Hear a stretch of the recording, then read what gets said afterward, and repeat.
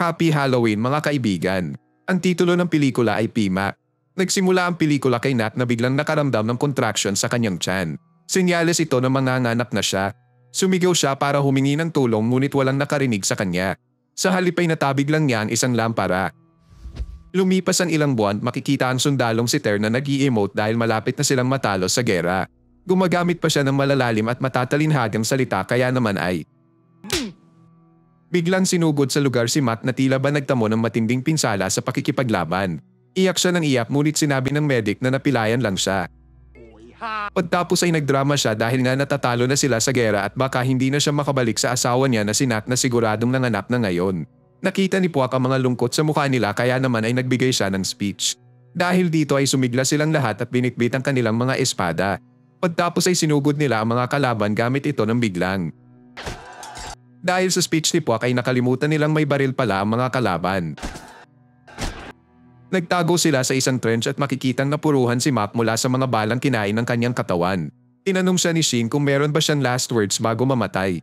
Sinabi niya na wala dahil gagawin niya ang lahat para lang makabalik sa kanyang misis at kanilang anak. Kaya naman buong tapang nilang pinilit na tumakas sa digmaan. Samantala, makikita si Nat na bitbit ang kanilang anak.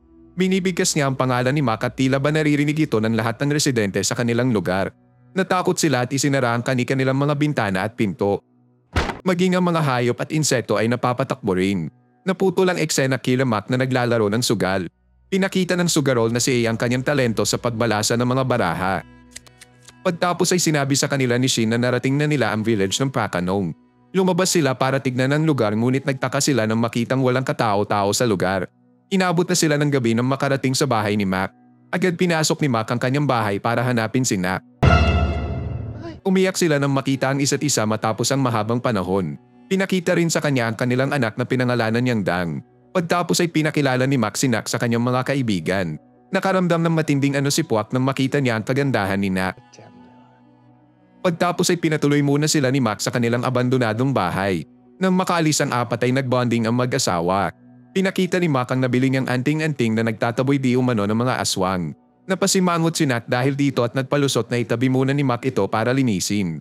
Pagtapos ay kinantahan niya ng lullaby si Dang. Muling natakot ang mga residente sa lugar nang marinig na naman ang kanyang boses. Kinabukasan ay nagpakain ng bigas ang bird lover na si Shin. Dahil dito ay nagising si Puak mula sa pagkakatulog kaya naman ay nang magising silang lahat ay inaya sila ni Mac na pumunta sa palengke. Bago sila makalakad ay dumaan ang isang bangka na naglalaman ng mga katawan ng yumaong sundalo mula sa digmaan. Sinabi ng bangkero na puno na ang sementeryo kaya naman i-deliver na lang ang mga katawan sa kani-kanilang pamilya. Sumakay na sila sa bangka para pumunta sa palengke. Kumaway si Shin kay Nat ngunit wala siyang reaksyon. Sa palengke ay sinubukan nilang bumili ng makakain ngunit nagpalusot ang tindera at kinain ang mga ito. Kaya naman ay sinubukan na lang nilang bumili ng isda ngunit maging ang tinderang ito ay nagpalusot rin at pinalaya ang mga isda. Nagtaka sila at pumunta na lang sa lasinggerang si Prick para bumili ng alak. Na-realize ni Prick na siya si Mac at sa gulat niya ay sinabi niyang aswang si Nat dahil matagal na siyang namatay. Pagtapos ay sinabihan niya si Mac na tumingin sa pagitan ng binti para makitang nagsasabi siya ng totoo. Biglang sumulpot ang anak niyang si Ping at pinigilan siyang magpatuloy pa sa pagsasalita. Kinagabihan ay uminom sila ng alak at sinabi ni Shin na ang pagtingin sa pagitan ng binti ay isang paraan para malaman kung aswang ba ang isang tao. Nagtawanan lang ang tatlo at hindi naniwala sa pamahiing ito. Sinabi ni Puak na masyadong sexy at maganda si Nak para maging aswang. Pagtapos ay inutusan ng tatlo si Shin na sunduin si Mac para yayaing makipag-inuman. Makikitang umapaw pa ang alak na binubuhos ni A at pinagalitan naman siya ni Ter. Pinuntahan na ni Shin ang bahay ni Mac. Pag-akyat niya ay biglang nasira ang pangalawang step ng hagdan. Pagtapos ay nagpatuloy siya sa taas. Doon ay nakita niyang dinudugo si Nak at biglang nalaglag ang isang fetus. Nagulat siya at nagising dahil ang lahat ng ito pala ay isa lamang bangungot. Pagkagising niya ay naka-experience siya ng isang deja vu nang makita niya ang pag-apaw ng alak na binubuhos ni A na pinagalitan naman ni Ter. Inutusan ulit siya ng tatlo na sunduin si Mac at wala na siyang nagawa kundi sumunod. Doon ay iniwasan na niyang tapakan ang pangalawang step ng hagdanan kaso lang ay pag-akyat niya ay nagulat siya nang makitang abandonado na ang lugar. Nakita niya ang trip ni Dang na biglang naninig ang kanyang itlog at napatakbo sa takot. Nalaglag ang isang dalandan at nasaksihan niya mismo ang paghaba ng kamay ni Nak para abutin ito. Mabilis siyang tumakbo pabalik sa tatlo na kasalukuyang sumasayaw ng kanilang soldier dance. Doon ay pilit niyang sinabi na aswang si Nak ngunit hindi naniwala ang tatlo. Habang nag-uusap sila ay makikitang lumulutang na ang bangkay ni Prick sa ilog. Kinabukasan ay pinagtulungan nilang ayusin ang nasirang hagdan. Ginising nila si Ter at inutusang kunin ang palakol mula kay Nak. Doon ay nakita niyang totoo nga ang sinabi ni Shin na abandonado na ang bahay nila Nak. Nakita niya si Nak at naalala ang pamahiing sinabi ni Shin na malalaman mong aswang ang isang tao pag tumingin ka sa pagitan ng binti. Ginawa niya ito ngunit hindi naman niya nakitang aswang si Nak. Sa halip ay nahuli pa siya ni Nak na inakalang binobosohan siya. Pagkakuha niya ng palakol ay nagalit siya kay Shin at sinabing ginawa niya ang pamahiin at nakitang hindi naman aswang si Nak. Pagtapos ay pumunta siya sa isang liblib na lugar para tumae. Habang tumatay ay nakita niya ang isang kalansay na may suot na isang mamahaling singsing. Nagulat siya ng biglang. Napatakbo siya sa takot at aksidenteng nasira pa niya ang bahay ng mga bubuyog. Pagbalik niya ay nakita niya ang singsing na suot ni Nak at napagtanto na sa kanya ang kalansay na natagpuan niya habang tumatae. Pilit niyang sinabi sa tatlo na aswang si Nak ngunit hindi siya maintindihan ng mga ito dahil sa namamaganyang mukha. Kaya naman ay kumuha siya ng papel at isinulat na aswang si Nak. Nagulat ang tatlo nang mabasa ito. Nakita ni Mac ang binabasa ng tatlo at pilit na kinuha ito. Nagulat siya nang mabasa rin ang nakasulat. Nagmadali ang apat na mag-impake para lisanin na ang lugar. Nabanggit ni Ter ang singsing ng kalansay at tinanong naman ni A kung mukha ba itong expensive. Pagtapos ay natuklasan nila na mali pala ang ginawang pagtingin ni Ter sa pagitan ng binti. Ganito pala ang tamang paraan. Samantala, kinumpronte na ni Mac si Nak matapos mabasa ang nakasulat sa papel. Nakita ng apat na imbes matakot si Mac ay niyakap pa niya ang kanyang asawa. Si Mac pala ay hindi magaling magbasa at ang pagkakabasa niya sa nakasulat ay mabaho si Nak. Aalis na sana ang apat ngunit nakonsensya si Ter at sinabing kailangang malaman ni Mac ang katotohanan. Nagsama sila Ter at Shin para sabihan si Mac tungkol sa kanyang misis. Naiwan naman sila Puak at A. Doon ay biglang dumating si Ping at sinabing pinatay ni Nak ang kanyang nanay at natagpuan na ang katawan nitong palutang-lutang sa ilog. Kaya naman agad nilang nilusong ang ilog para pigilan ang dalawa na sabihin kay Mac ang katotohanan sa takot na baka pati sila ay paslangin din ni Nak. Napansin ni Nak na parang may binabalak sila kaya naman ay inalok niya ang mga ito na doon na maghapunan. Sa takot ay hindi na nakatanggi ang apat. Diring-diri ang apat sa mga pagkain na puro tuyot na dahon at bulate lang. Tila ba hindi rin ito nakikita ni Mac? Nagpalusot si Ter na busog siya kaya naman ay napilitan siyang kainin ng isang tuyot na dahon. Sumipsip pa siya at sinabing napakasarap ng pagkain ngunit hindi pa rin ngumingiti si Nak. Kaya naman ay inalok niya sila Puak at A na kumain din. Kumain ang dalawa at sinabi ni Puak na napakasarap na ng pagkain. Hindi pa rin ngumingiti si Nak kaya naman ay inalok nila si Shin na kumain ng bulate. Diring-diring kinain ni Shin ang bulate at sinabing napakasarap nito. Dahil dito ay ngumiti na si Nak. Pagtapos ay umalis si Mac para kunin si Dan at ipakilala sa kanyang mga kaibigan. Habang wala siya ay tinitigan sila ni Nat ng masama. Pagbalik ni Mac ay pinabitbit niya si Dan kay Shin. Takot na takot siya nang makita ang mukha ng bata. Pagtapos ay nagbulungan sila na magpaalam na para umalis sa lugar ngunit bigla silang inalok ni Mac na maglaro ng charades. Sa larong ito ay aksidente nilang nasabing patay na si Nak. Sumimamot si Nak at tinitigan sila ng masama. Kaya naman ay napilitan silang magpalusot para lisanin na ang lugar. Sa baba ay nagmadali silang sumakay sa bangka ngunit nalaglag ang salamin ni Ter habang nilalapitan siya ni Nak na tila ba gusto silang patayin. Nang mapulot ay agad na sumakay si Ter sa bangka at buong lakas silang nagsagwan kaso lang ay nagpaikot-ikot lang sila at habang hirap na hirap sila ay sinabihan sila ni Nat na huwag makialam sa relasyon nilang mag-asawa. Sa huli ay nagawa ng apat na makatakas sa lugar. Pagbalik sa bahay ay pinuntahan sila ni Mac at pinalayas sa lugar. Pinilit ng tatlo na kumbinsihin si Mac na patay na ang kanyang asawa ngunit ayaw pa rin niyang maniwala. Sinabi pa niya na naikwento daw ni Nat na noong nasa digmaan siya ay sinubukan pala ni Ping na ligawan si Nat. Nang binasted niya si Ping ay pinagkalat daw niya sa buong barangay na aswang si Nat. Pagtapos ay iniwan na ni Mac ang apat. Sinabi naman ni Ter sa tatlo na kailangan nilang gumawa ng paraan para maipakita mismo kay Mac ang katotohanan. Bumalik si Mac sa kanilang bahay at agad napansin ni Nak ang mga putik sa kanyang katawan. Pagtapos ay nagano sila at nauwian lahat sa alam niyo na. Pagtapos ay pumunta sila sa perya habang suot-suot ni Nak ang isang maskara. Nagbonding sila doon at nang sasakay sila sa Ferris wheel ay nakita nila na mahaba ang pila. Kaya naman ay tinanggal ni Nak ang kanyang maskara. Dahil dito ay nagsitakbuhan ang mga nakapila at dahilan para makasakay na sila. Doon ay sinabi ni Mac kay Nak na kahit totoo nga na aswang siya ay mamahalin pa rin niya ang kanyang asawa lalo na't walang makakatanggi sa napakaganda niyang mukha. Sa isang haunted house ay nakahanda na ang apat para sa kanilang plano na ibunyag ang katotohanan kay Mac. Nagdala si Ter ng sagradong bigas na nakuha niya sa isang monghe. Na-late sa pagdating si A na tila ba meron pang pinuntahan. Doon ay si Mac lang ang natatakot mula sa mga nakakostume na aswang. Sa halip na gawa pa nga ni Nak na takutin ang isa sa mga ito. Habang patuloy na naglalakad ay dinakip ni Puak si Mac. Nang papalabas na sila ay nagulat sila nang makitang nakalock ang pinto. Nakita ni Shin na pabalik na si Nak kaya naman ay ninakaw nila ang costume ng mga trabahador. Nakita ni Nak si Shin na tila ba namumukha niya ito. Buti na lang ay umalis rin siya at nagawa na ng tatlo na muling itakas si Matt ng biglang. Isa rin pala itong trabahador na inakalang uwian na. Kaya naman ay pinauwi na rin niya ang taong nasa likod ng apat. Natakot sila at sinubukan ni Ter na batuhin si Nat ng sagradong bigas nang biglang humaba ang braso nito at hinawakan siya sa balikat. Tumakbo sila habang humihiyaw hanggang sa makarating sila sa isang liblib na lugar. Sigaw ng sigaw pa rin si Ter ngunit pinakita ni Puak na props na kamay lang pala ang nakasabit sa kanyang balikat. Sa puntong ito ay hindi pa rin naniniwala si Max sa sinasabi nila. Maya-maya ay nakarinig sila ng kaluskos at nakakita ng... Sa pangalawang pagkakataon ay nakarinig uli sila ng kaluskos at nakakita ng... Pagtapos ay sinabi ni Mac na tumingin rin siya sa pagitan ng kanyang binti at nakita niya na hindi naman talaga aswang si Nak. Nagalit siya at iniwan na ang apat. Habang naglalakad sila pauwi ay nakita nila si Mac na sumisigaw sa sakit dahil sa kanyang sugat na muling dumudugo. Nagtaka sila kung bakit sa tagal ng panahon ay hindi pa rin ito gumagaling.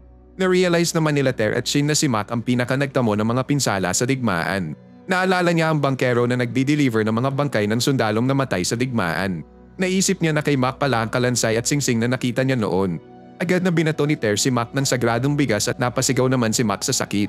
Habang tumatakbo ay nakita nila ang masasamang titig ni Mac. Nang makalayo sila ay na-realize ni Shin na hindi pala humaba ang braso ni Nak nang abutin niya ang dalandan. Gumamit pala siya ng isang panuso. Kinilig naman si Puak dahil meron na siyang tsansa para maging asawa ni Nak na matagal na niyang gustong matikman. Pinlano nila na iligtas si Nak mula kay Mac dahil hindi pwedeng magsama ang patay at buhay. Pinuntahan nila si Nak at humingi ng tawad sa pag-aakalang isa siyang aswang. Naalala ni Shin ang mga pagkain na inihanda ni Nak at sinabi naman ni Puak na organic foods kasi ang trip ni Nak kaya nga mukha siyang model. Hinanap ni Nak si Mac ngunit nagpalusot lang ang apat at isinakay na si Nak sa bangka kasama ang kanyang anak. Sa kasamaang palad ay hindi kinakaya ng bangka ang kanilang pinagsama-samang bigat kaya naman itinapon nila ang hindi mahahalagang kagamitan.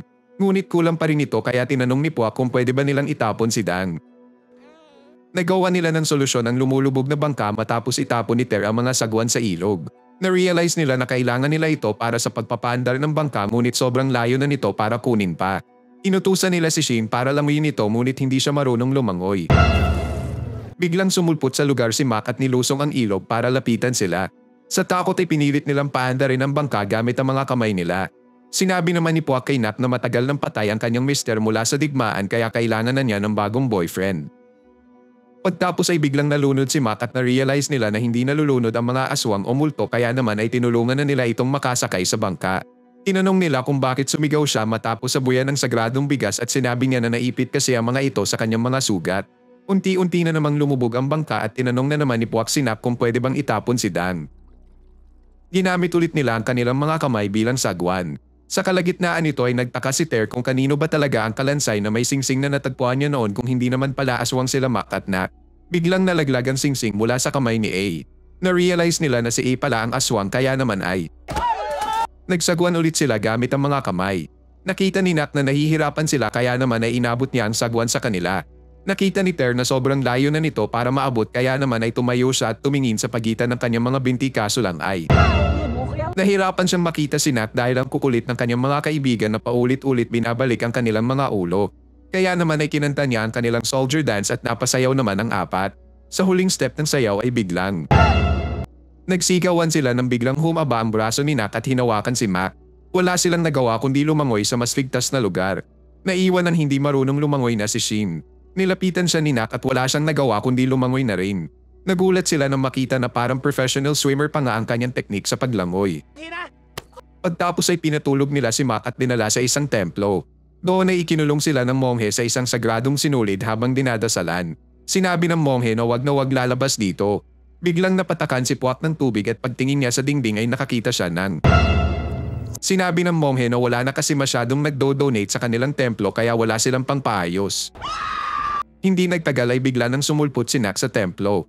Nagpanik sila samantalang chill lang ang monghe. Pinaabot niya kay Ter ang holy water at agad na sinabuyan si Nak gamit ito. Napasigaw si Nak sa sakit ngunit sa sobrang kalikutan ng magkakaibigan ay natapon ang holy water sa katawan ni Puak. Chill pa rin ang monghe at hiningi kay Shin ang sagradong bigas. Nainip siya kahihintay at paglingon niya ay nakita niyang. Nagalit sila kay Shin ngunit chill pa rin ang monghe at sinabing hanggat nasa loob sila ng sagradong sinulid ay safe na safe sila. Nang masira ang sinulid ay nagsimatayan ang mga ilaw. Pagbalik nito ay nabuhol na sa pagkakatali ang apat. Nakita nila ang monghe na nagpaalam na sa kanila at nilisan na ang lugar. Nilapitan sila ni Nak at sa takot ay tumakbo sila sa kabilang pinto ng biglang. Na-realize nila na meron pang holy water ang katawan ni Puak kaya itinulak nila ito kay A. Ngunit nagtaka sila nang hindi naman nasaktan si A mula dito. Sinabi niya na hindi kasi siya aswang kagaya ng inaakala nila. Chinek ito ni Ter at totoo nga ang sinasabi niya. Kinuwento ni A na dahil sa kanyang utang mula sa pagsusugal ay ninakaw niya ang singsing mula sa kalansay. Pagtapos ay na-realize nila na nandun pa rin si Nak sa lugar.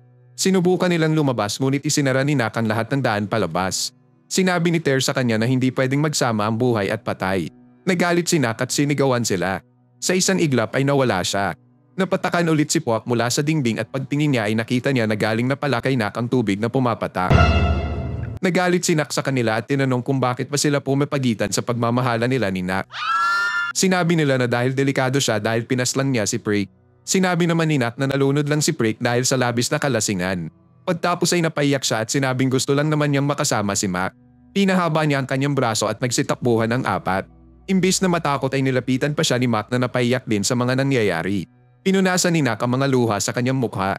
Sinabi ni Mac ang katotohanan na matagal na pala niyang natuklasan na patay na si Nak. Matapos nilang maglaro ng charades ay tumingin siya sa pagitan ng kanyang binti at nakita ng aswang na si Nak. Pagtapos ay agad niyang hinanap ang bangkay nito at napahagulgol siya sa iyak ng matagpuan ito. Pag-uwi niya ay napansin nga ni Nak ang mga dumi sa kanyang katawan. Sinabi niya na pwede pa rin nilang ipagpatuloy ang kanilang pagmamahalan ngunit sinabi ni Nak na tama nga si Ter at hindi pwedeng magsama ang buhay at patay. Gayunpaman, sinabi ni Mac na pwede silang magpanggap at piliting mabuhay ng normal. Dagdag pa niya, mamamatay na sana siya noong bigmaan ngunit sa sobrang kagustuhan niyang muling makasama si Nak ay pinilit pa rin niyang lumaban para sa kanyang buhay.